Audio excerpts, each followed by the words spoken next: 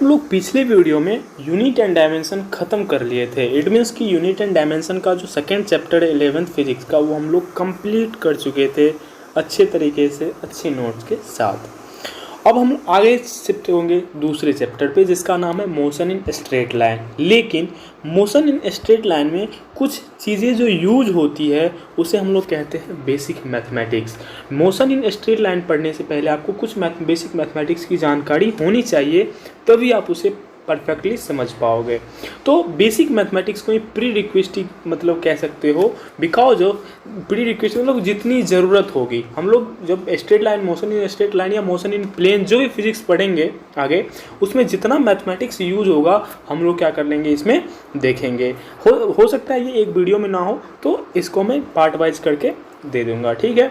तो जैसे कि हम लोग क्या बेसिक मैथमेटिक्स में क्या देखेंगे, हम लोग कैलकुलस देखेंगे। कैलकुलस में डिफरेंशिएशन, इंटीग्रेशन, ये तो सबसे इम्पोर्टेंट है ही। उसके बाद एप्लीकेशन ऑफ डेरिवेटिव देखेंगे। हम लोग मैक्सिमा मिनिमा को देखेंगे, जो कि फिजिक्स में यूज होता है। वेक्टर वो तो नेसेसरी है, वो देखेंगे। तो वो सभी चीज़ों को हम लोग बेसिक मैथमेटिक्स के अंदर पढ़ लेंगे। उसके बाद हम लोग क्या करेंगे, सेकेंड चैप्टर को स्टार्ट करेंगे, ताकि हमको कहीं भी प्रॉब्लम ना हो। तो चलिए हम लोग स्टार्ट करते हैं। मैं पहले ही बता दूं, जैसे कि अभी हम लोग कैलकुलस, इट मीन्स की डिफरेंशिएशन और इंटीग्रेशन ही पढ़ रहे हैं, तो इसमें हम लोग हाई लेवल, जैसे कि आप अगर मैथमेटिक्स से 11th 12th करते हो तो 12th में आपको डिफरेंशिएशन इंटीग्रेशन पढ़ने को मिलेगा। उसमें बहुत ही हाई लेवल तक, हाई तो नहीं कह सकते बट अच्छा लेवल तक आपको दिया है, लेकिन उतना हमको ज़रूरत फिजिक्स में नहीं होता है। तो जितना ज़रूरत होता है वही देखेंगे। हाँ चलिए हम लोग स्टार्ट करते हैं। तो पहला हम लोग क्या करेंगे, कैलकुलस से स्टार्ट करेंगे, और कैलकुलस में हम लोग डिफरेंशिएशन इंटीग्रेशन को हम लोग देखेंगे। आप एक चीज़ बताइए कि हम लोग जो है, जैसे कि मान लो कोई सर्कल है, तो सर्कल का हम एरिया इजीली निकाल लेंगे। कोई रेक्टेंगल है तो इसका एरिया निकाल लेंगे। पैरेललोग्राम है उसका एरिया निकाल लेंगे। रोम्बस है उसका एरिया निकाल लेंगे। लेकिन अगर आपको एरिया निकालने बोले हम इस चीज़ का, इस शेप का, तो क्या आप निकाल पाओगे? नहीं। हम जनरल अलजेब्रा यूज करके हम इसका हम एरिया कभी नहीं निकाल पाएंगे। तो इसको निकालने के लिए हम क्या करेंगे, डिफरेंशिएशन इंटीग्रेशन भाई साहब का हम लोग उपयोग करेंगे। और उसी तरह से जैसे कि हम आपको एक इस तरह का आपको फिगर दे देता हूँ, ठीक है। आपसे अगर पूछे ये जो स्लोप है, स्लोप जानते हैं क्या होता है?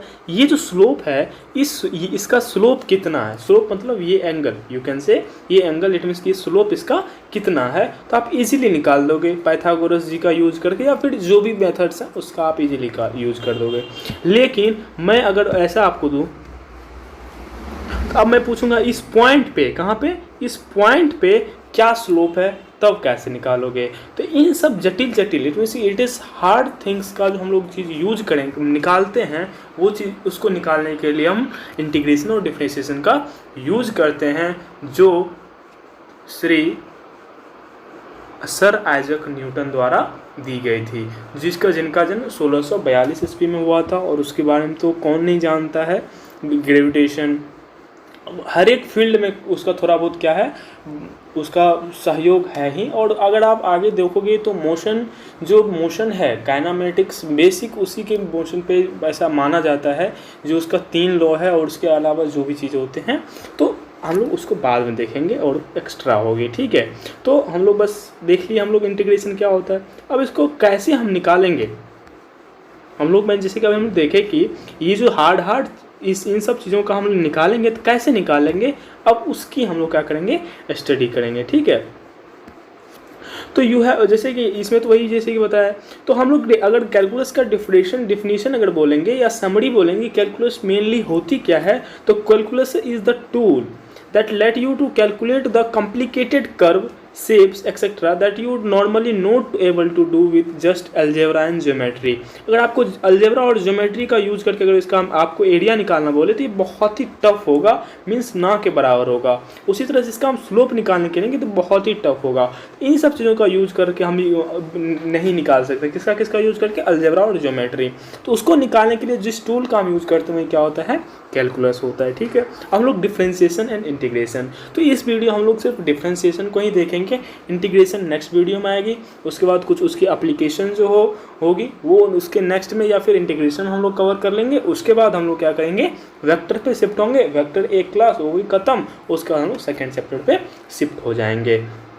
तो डिफ्रेंशिएशन एंड इंटीग्रेशन, तो एंड इंटीग्रेशन को हम लोग भूल जाते हैं, पहले डिफ्रेंशिएशन को यूज करते हैं। तो differentiation is the process of obtaining the derivative drive function F dash x. इसे क्या पढ़ेंगे हम लोग, एफ डैश एक्स। फंक्शन जानते हैं, नहीं जानते तो कोई दिक्कत नहीं है, फंक्शन की आप लोगों को जरूरत है भी नहीं। आपको 11th में पढ़ने को, मैथमेटिक्स पढ़ते हो तब F dash x function second chapter में सेट थ्योरी के बाद पढ़ने को मिलेगी। तो ये कोई ज़रूरी नहीं है, बस समझ लेना एफ डैश एक्स इसको हम पढ़ते हैं from the function F of x.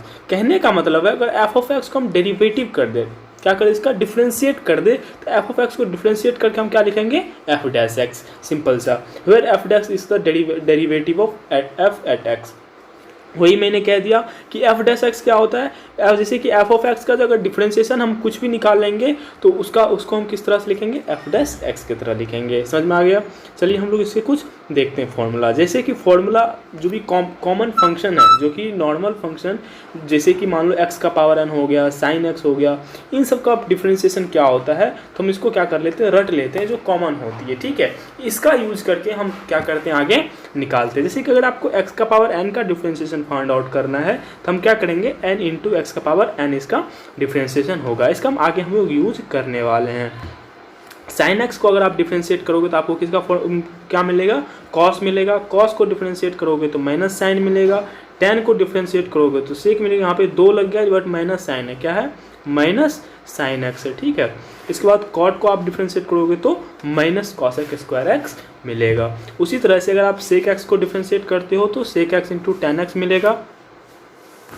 And अगर आप कॉसेक एक्स को डिफरेंशिएट करते हो तो minus cos x into cot x आपको मिलेगा। उसी तरह से एल एन एक्स मतलब कि log x, l n x मतलब लॉग एक्स। अगर आप लॉग एक्स को डिफरेंशिएट करते हो तो आपको 1/x मिलेगा। यहाँ पे थोड़ा सा मिस टाइप हो गई है, यहाँ पे क्या होगा, 1/x होगा। समझ में आ गया। और e का पावर x का अगर आप डिफरेंशिएट करते हो तो आपको e का पावर x ही मिलेगा, ठीक है। एक और चीज़ में नोट कर लेते हैं, अगर आप किसी कांस्टेंट को डिफरेंशिएट करोगे तो वो हमेशा आपको 0 देगी। जैसे कि अगर हम 5 को, 5 है ना, 5 को अगर हम डिफरेंशिएट करेंगे तो ये क्या होगा, आपको 0 देगा।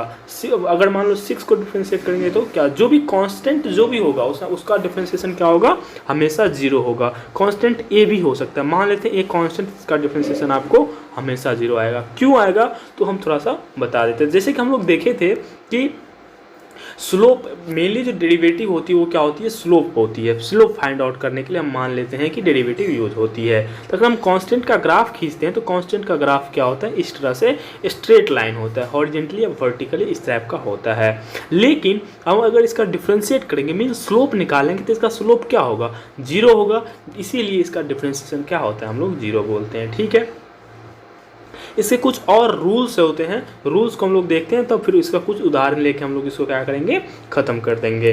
तो many other function can be differentiated using the following rules of differentiation. ये हो गया बेसिक इंपॉर्टेंट।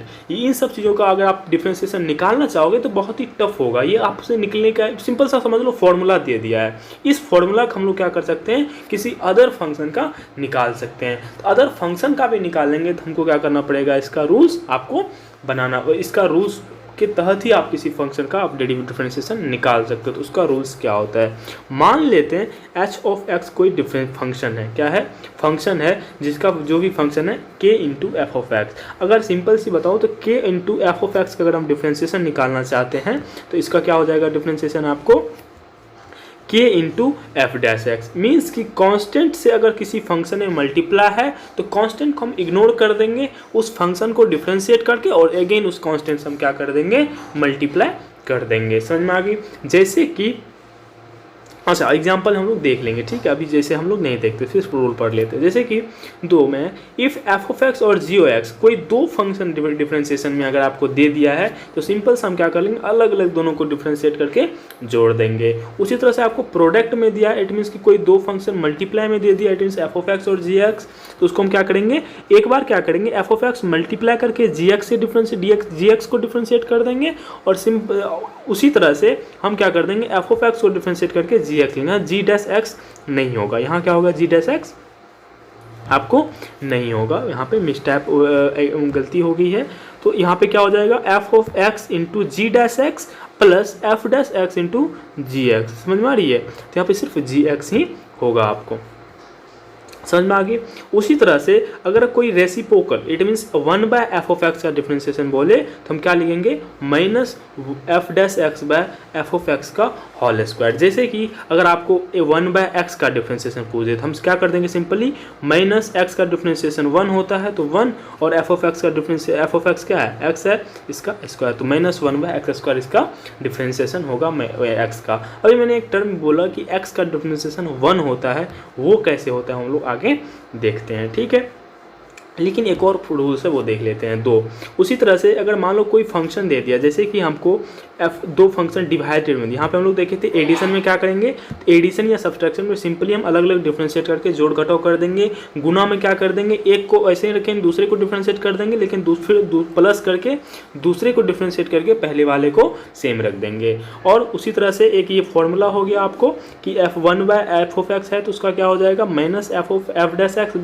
-f(x) का होल स्क्वायर। उसी तरह से अगर कोई दो फंक्शन डिवीजन में होगा, जैसे कि f(x/g(x) है ये, तो उसका क्या होगा, हम क्या करेंगे एक बार एक फंक्शन को ऐसे ही रखेंगे और दूसरे फंक्शन को हम क्या कर देंगे डिवाइड कर देंगे, माइनस कर देंगे और f(x) को हम डिफ्रेंशिएट कर देंगे। यहाँ पे फिर से गलती हो गई है, मिस्टेक हो गई है, सॉरी नहीं ये सेम है, ये सही क्या है सही है हाँ।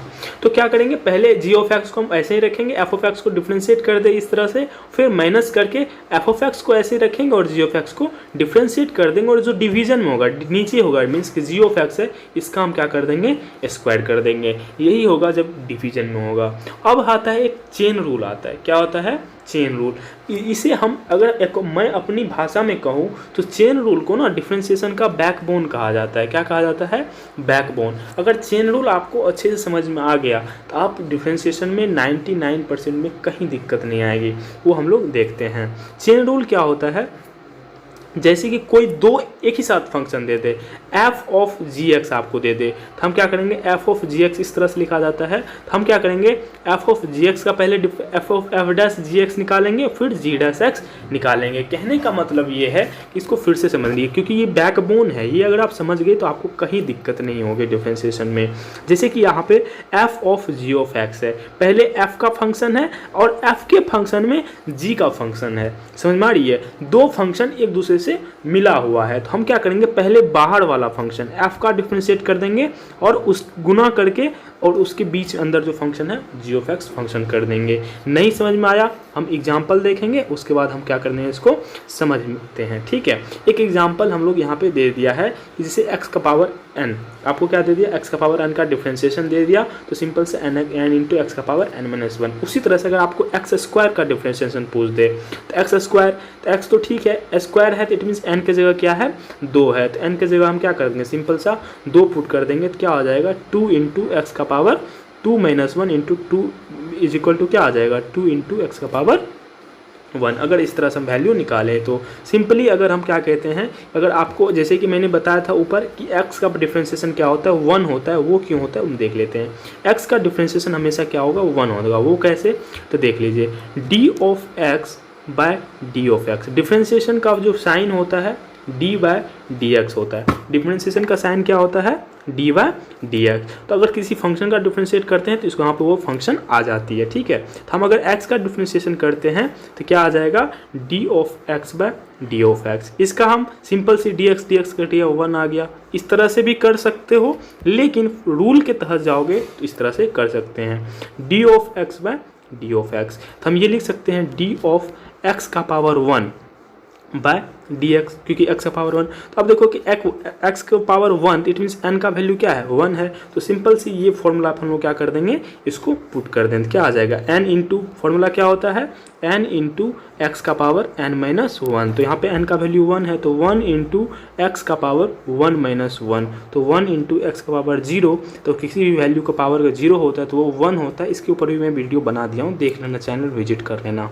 तो क्या आ जाएगा ये 1, तो 1 इंटू 1 इज इक्वल टू क्या आ जाएगा आपको 1 आ जाएगा। तो इसी तरह से x का डिफरेंशिएशन आपको क्या आ जाएगा 1 आ जाएगा। जैसे ही आप ये बनाओगे आपको खुद ब खुद ये आ जाएगा। मैंने यहाँ पे कुछ 5 क्वेश्चंस लिए हैं, क्या कर लिए हैं 5 क्वेश्चंस लिए हैं, और उसके बाद आपको 2 क्वेश्चन मैं भी बता दूंगा और आपको 3 क्वेश्चन होमवर्क रहेगी, और 3 क्वेश्चन आपको होमवर्क रहेगी। जो पहले तीनों क्वेश्चन का अच्छा से एक्सप्लेन करके कमेंट करेगा उसको मैं पिन करूँगा, ठीक है। मैं पहले यूज़ कर दे रहा हूँ, ठीक है।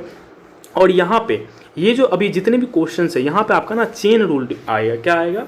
चेन रूल आएगा, जो कि हम लोग देखे तो यहाँ से आपका चेन रूल क्या आ जाएगा? क्लियर हो जाएगा। तो पहला क्वेश्चन है हमारा साइन इंटू एक्स का पावर 5। अब देखो कि यहाँ पे दो फंक्शन है, एक तो साइन वाला फंक्शन है और दूसरा एक्स वाला फंक्शन है। दो फंक्शन एक ही साथ है, इसको आप अलग नहीं कर सकते हो। मीन्स कि साइन अलग और एक्स स्क्वायर प्लस 5 अलग नहीं कर सकते हो, क्योंकि ये दोनों एक साथ है। ठीक है, तो इसको हम कैसे करेंगे? तो हमको क्वेश्चन क्या है?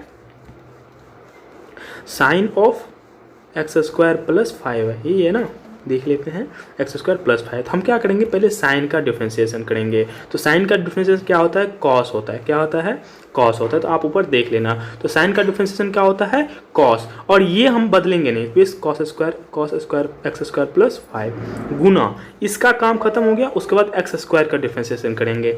एक्स स्क्वायर का डिफरेंशिएशन होता है 2x। क्या होता है? 2x। आप इस फॉर्मूला पे आप तोड़ लेना एक्स स्क्वायर का डिफरेंशिएशन। क्या करोगे?